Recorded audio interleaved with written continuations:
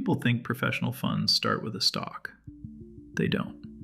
They start with rules, and the rules decide what you're even allowed to buy, how you're measured, and how much you're allowed to lose. Here's the punchline. A fund can have brilliant stock ideas and still underperform because the mandate, the benchmark, and the risk limits were wrong. So today we're doing something unusual. No tickers, no stock picking, just the 4 layers every professional fund locks in before the first idea even enters the room. Mandate, benchmark, risk rules, investable universe. If you understand this, you'll understand how the pros think and why most retail portfolios are built backwards.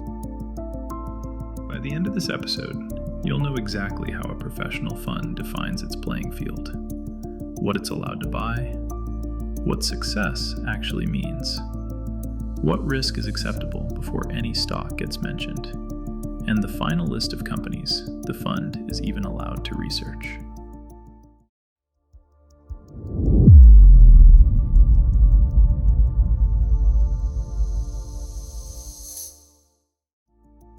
Let's start with the most boring sounding word that controls everything: the mandate. In a professional fund, the mandate isn't a vibe. It's a contract, written down in the prospectus, the investment policy, and compliance rules.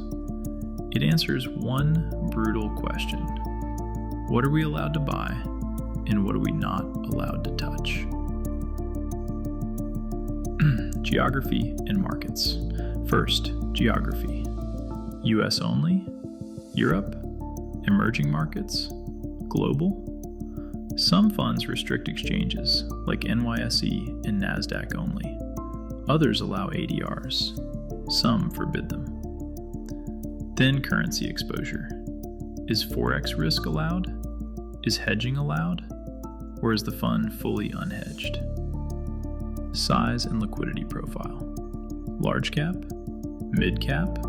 Small cap? Micro cap? Many funds set a minimum market cap, like above 1 billion. Not because small caps are bad, but because a fund has to be able to enter and exit without moving the price like a wrecking ball. Then, sectors and restrictions. Some funds ban certain industries. Some have ESG screens. Some forbid leverage. Some forbid shorting. Some can use options, but only for hedging, not for speculation. And here's the key point. These limits aren't there to make you feel safe. They're there to make the process repeatable. Style, the fund's edge.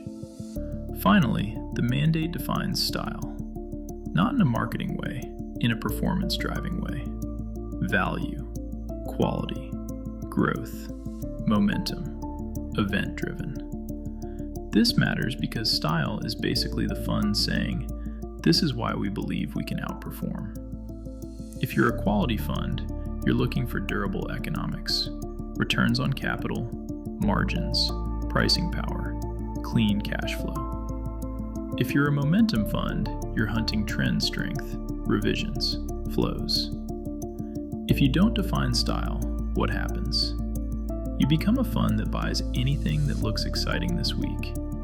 And that is not a strategy. That's just emotional diversification.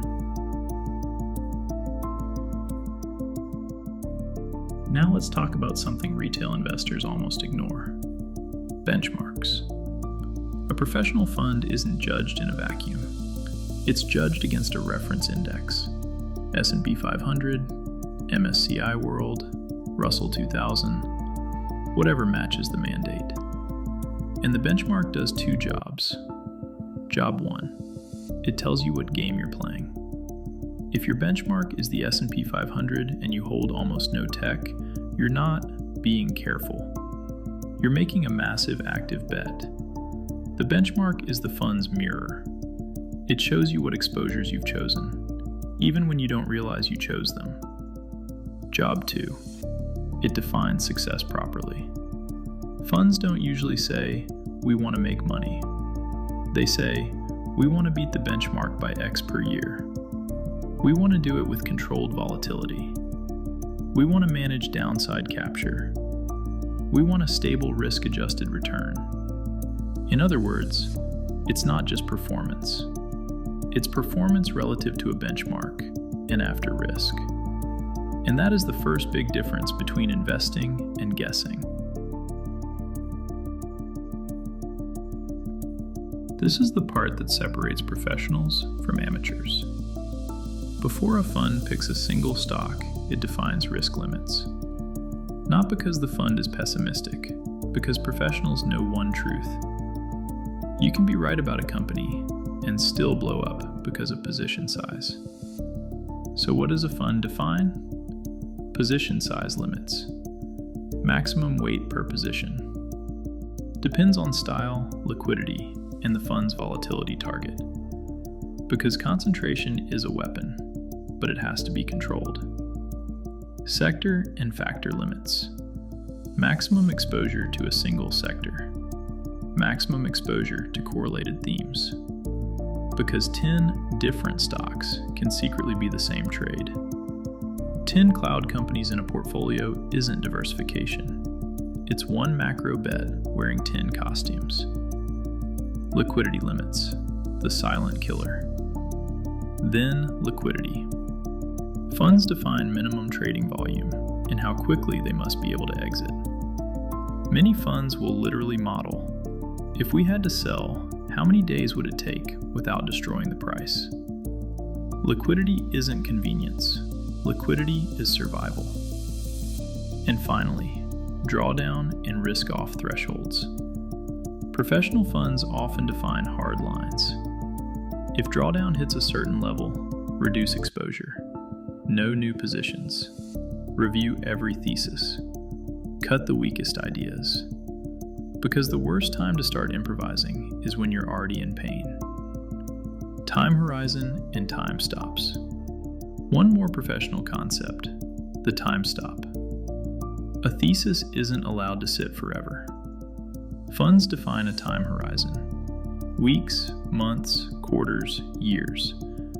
And they define what happens if the thesis isn't playing out. Either the thesis changed, or the market disagrees, or the catalyst didn't arrive, or you were simply wrong. Professionals don't just ask, is it down?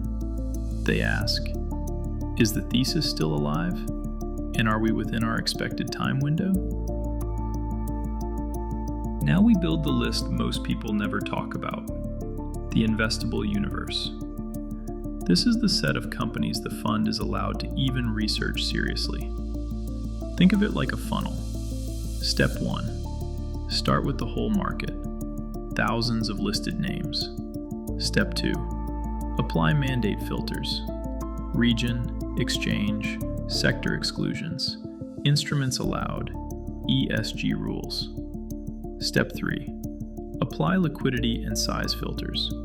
Market cap, free float, average daily volume. Step 4. Data quality and governance filters. Accounting credibility, audit quality, red flags, reporting consistency. And after those filters, a fund might shrink 5,000 companies into maybe 300 that are realistically investable.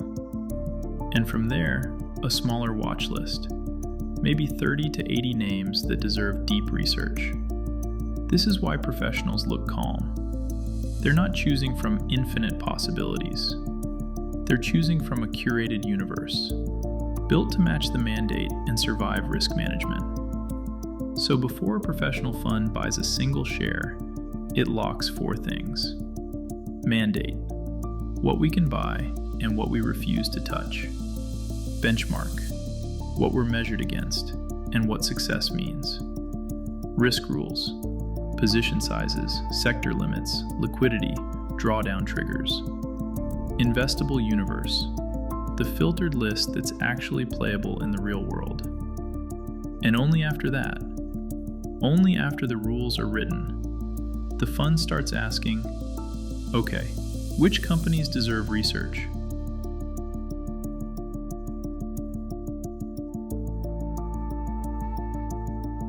In the next episode, I'll show you how funds generate ideas, screen the universe, and build a watch list, step by step, without relying on hype.